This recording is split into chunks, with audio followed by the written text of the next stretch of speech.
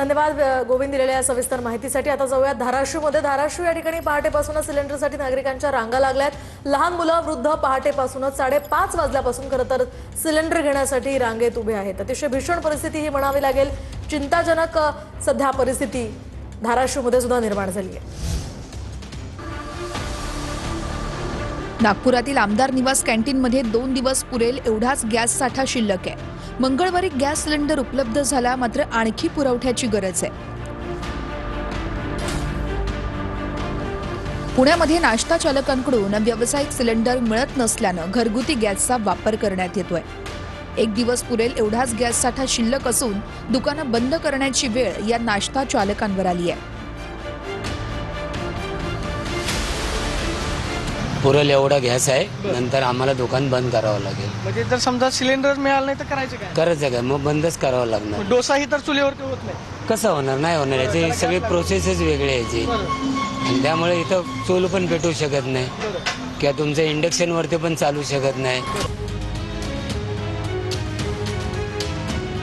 इगतपुरीत व्यावसायिक सिलेंडर अभावी मुंबई नाशिक महामार्गावरील हॉटेल बंद झालंय। 8 दिवसांपासून एकही व्यावसायिक सिलेंडर मिळाला नाहीये। जवळपास 6 दिवसांपासून हॉटेल बंद आहे।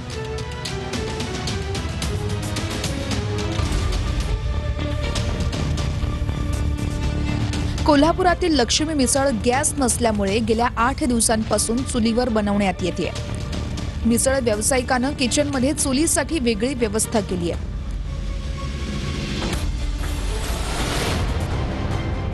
जळगावातल्या मुक्ताईनगरच्या कुऱ्हा परिसरात गॅस मिळत नसल्यानं 2 ते 3 दिवसांपासून हॉटेल बंद आहे। नवीन हॉटेल सुरू करून 6 महिने झाले, मात्र आता गॅस नसल्यानं या तरुणावरती हॉटेल बंद करण्याची वेळ आली आहे। हॉटेल बंद करून येतात 3 दिवस झालेला आहे। आता आमचे सगळे जे मजूर वर्ग आहे ते मजूर वर्ग आमचे 4-5 मजूर वर्ग आहे, 2 शेफ आहे। आता ते पण असे बसलेले आहेत। धाराशिवमध्ये पहाटेपासूनच गॅस एजन्सी बाहेर नंबर लावण्यासाठी लोकांनी गर्दी केली आहे। लहान मुलं, महिला, वृद्ध माणसंही 5:30 वाजता गॅसच्या रांगेत उभे राहिलेत। गॅस सिलेंडर बुकिंगच्या समस्या कायम असल्यानं ग्राहकांच्या अडचणी वाढल्यात। गॅस नव्हता ना, OTP लागत नाही, येत नव्हता। बरं, ते बंद होती लाईन सगळी। 2-4 दिवस झाला आम्ही प्रयत्न करता, तरी भेटत नाही। काल आला OTP। गोंदियामध्ये एकाच दिवशी 85 ठिकाणी धाडी टाकून 13 घरगुती गॅस सिलेंडर जप्त करण्यात आले।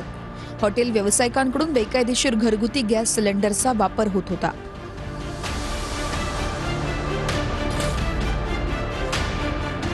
तिकडे सोलापुरात LPG गॅस पंपावर तुटवडा कायम आहे।